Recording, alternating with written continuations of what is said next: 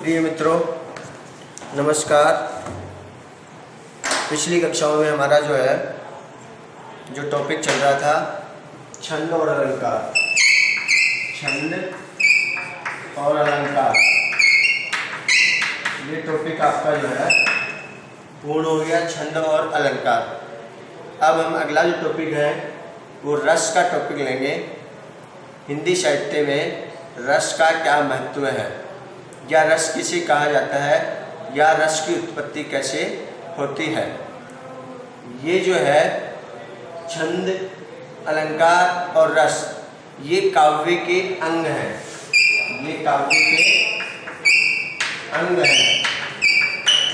इन काव्य के अंगों में एक जो है रस, इसका एक अंग हो गया, इसके काव्य के अंग। दूसरा जो है छंद हो गया, तीसरा जो है अलंकार हो गया, चौथा जो है ध्वनि। ध्वनि भी क्या है, काव्य का एक अंग है। पांचवा जो है हमारे इसमें मान्य रीति। रीति भी एक काव्य का अंग है। छठा जैसे इसमें मान्य हम वक्रोक्ति। वक्रोक्ति। सातवां जैसे हम इसमें माने औचित्य। औचित्य।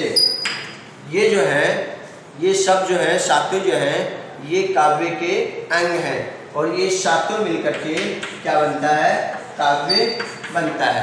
यानी इन सातों के मिलने से काव्य की रचना होती है। जिसे अपन सिंपल शर्ट माने हैं, अभी गाय किन से मिलके बनती है, गाय कैसे बनती है। तो गाय के दो पैर, चार पैर होते हैं, गाय के एक पूंछ होती है, दो नाक होता है, दो कान होता है, एक माथा होता है। ऐसे करके क्या है, ये इन सब से मिलकर के गाय का निर्माण होता है। वैसे ही जो है काव्य का जो निर्माण है, इन सब अंगों से मिलकर के काव्य का निर्माण होता है।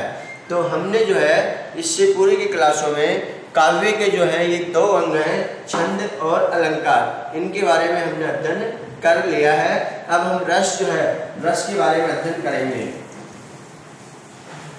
रस जो है, सामान्य रूप से रस को हम क्या माने, जैसे सामान्य रूप से हम इसको स्वाद कह सकते हैं या आनंद कह सकते हैं। स्वाद या आनंद, यानी हमें किसी चीज़ को जो है, कोई अच्छी सब्जी खाने से हमें उसमें अच्छा स्वाद मिलता है, या उसमें हमें आनंद की अनुभूति होती है। तो रस जो है, रस भी क्या है, रस है काव्य को पढ़ने से या काव्य को सुनने से या अभिनय, काव्य का अभिनय देखने से जो हमें आनंद की प्राप्ति होती है, उसे रस कहा जाता है।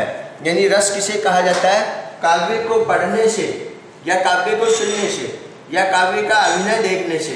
जैसे एकांकी और नाटक जो है, एकांकी और नाटक, इनका अभिनय किया जाता है, और इनको अभिनय से हमें, इनको एकांकी को, नाटक को हम देखते हैं, और देखने से हमें जो रस की अनुभूति होती है या हमें आनंद की अनुभूति होती है, या जो हमारा मतलब मन में प्रसन्नता पैदा करता है, तो वो प्रसन्नता किसके कारण पैदा हुई, रस के कारण पैदा हुई। तो काव्य को पढ़ने सुनने से या अभिनय देखने से जो आनंद की अनुभूति होती है, उस अनुभूति को ये जो है रस कहा जाता है।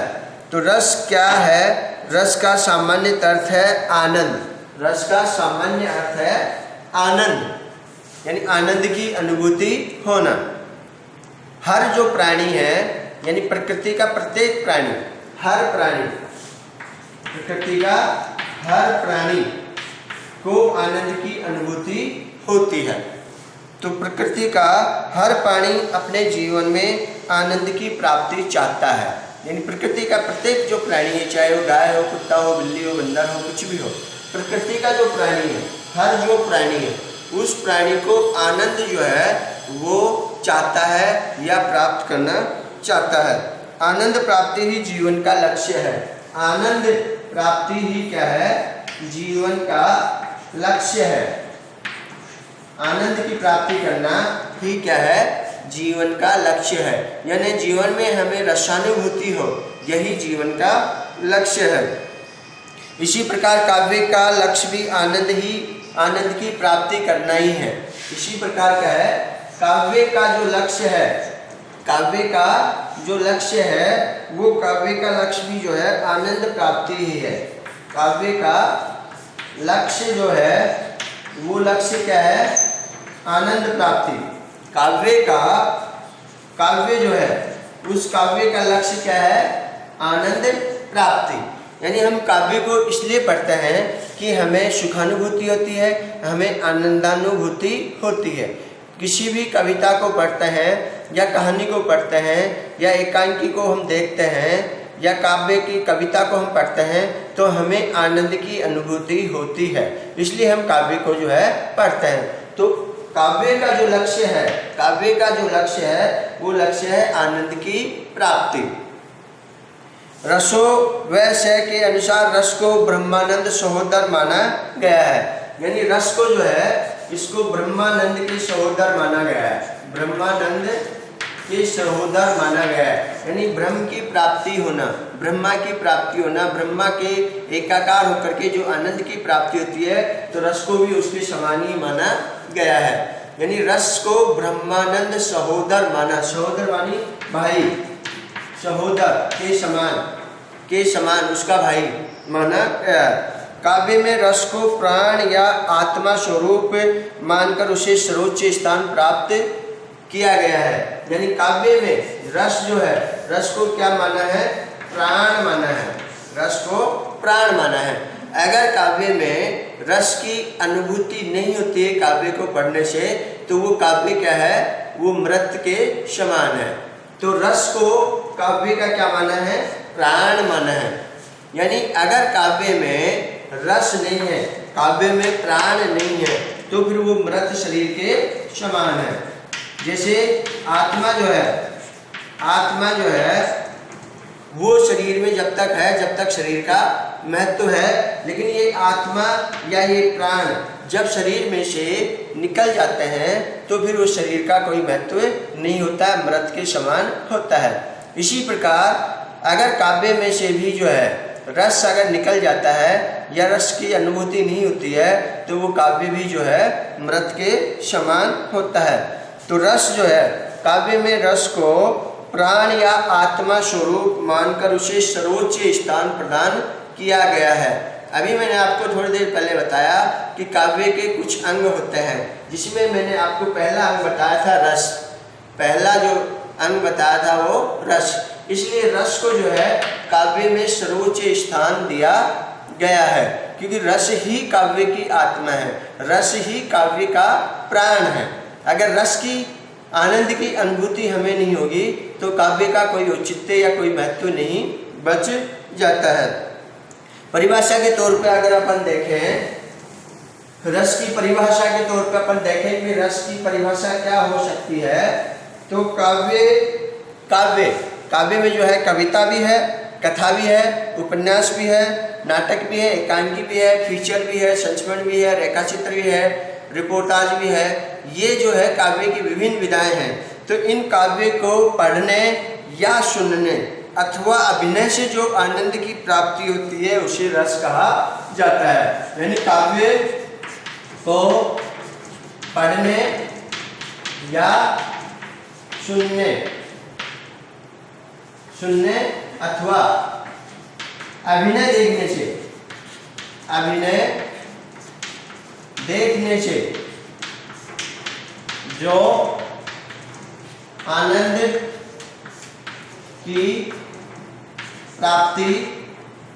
आनंद की प्राप्ति होती है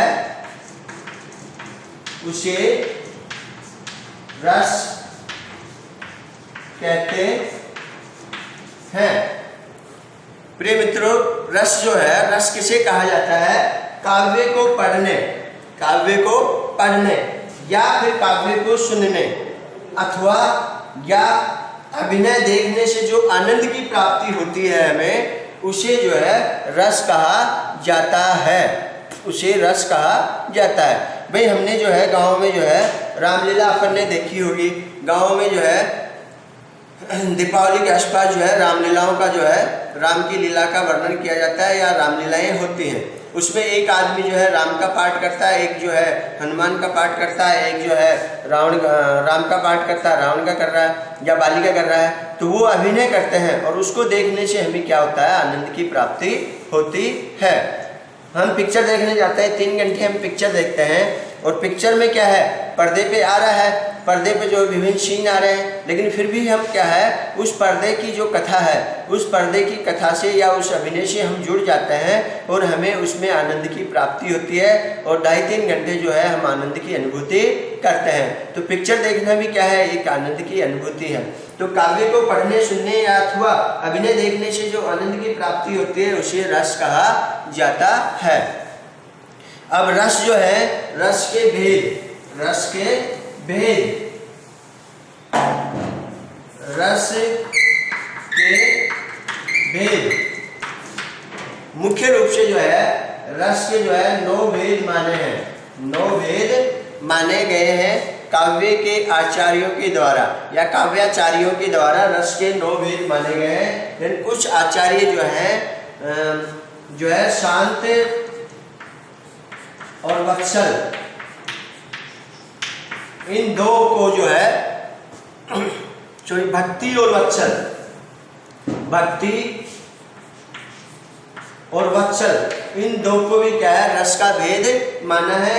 इस प्रकार से रस के कुल 11 भेद माने गए हैं, लेकिन मुख्य रूप से 9 भेद ही रस के माने गए हैं। भक्ति और वत्सल को भी कुछ आचार्यों ने रस का भेद माना है। रस के जो भेद हैं उनमें जो है पहला जो भेद है वो है श्रृंगार रस, श्रृंगार। दूसरा जो है हास्य, तीसरा जो है करुण, चौथा जो है वीर, पांचवा जो है रौद्र, छठा जो है भयानक, सातवां जो है विभत्स और 8वां जो है अद्भुत, अद्भुत और 9वां जो है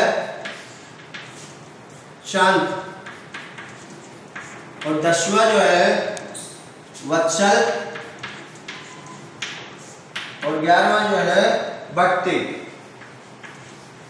ये रस के जो है भेद है, श्रृंगार रस, हास्य रस, करुण रस, वीर रस, रौद्र रस, भयानक रस, विभत्स रस, अद्भुत रस और शांत रस। ये 9 तो प्रमुख रूप से आचार्यों के द्वारा माने गए हैं, लेकिन कुछ आचार्य जो है वत्सल और भक्ति को भी रस की श्रेणी में मानते हैं। सूरदास का आपने काव्य पढ़ा हो या सूरदास की कविताएं पढ़ी हो, तो सूरदास के काव्य में जो है वत्सल रस हमें देखने को मिलता है। यानी एक बच्चे को खिलाने पर या एक बच्चे को के साथ खेलने पर जो आनंद की प्राप्ति होती है उसे वत्सल रस कहा जाता है। जैसे एक जो माँ है, माँ एक बच्चे के साथ खेलती है, उसका दुलार करती है, उसको प्यार करती है, जबकि बच्चा जो है 1 साल का है या 6 महीने का है या 1.5 साल का है, 2 साल का। तो माँ का जो दुलार और माँ को उस बच्चे को दुलार करने में, जो प्यार करने में जिस आनंद की अनुभूति होती है उसे वत्सल रस कहा जाता है। और ये हमें सूरदास के काव्य में जो है देखने को मिलता है। अब यहाँ पर जो है हम एक एक करके सभी रसों का जो है अध्ययन करेंगे। तो कल जो क्लास है उसमें श्रृंगार, हास्य, करुण और वीर रस जो है इनके बारे में हम अध्ययन करेंगे। थैंक यू मित्रों, धन्यवाद।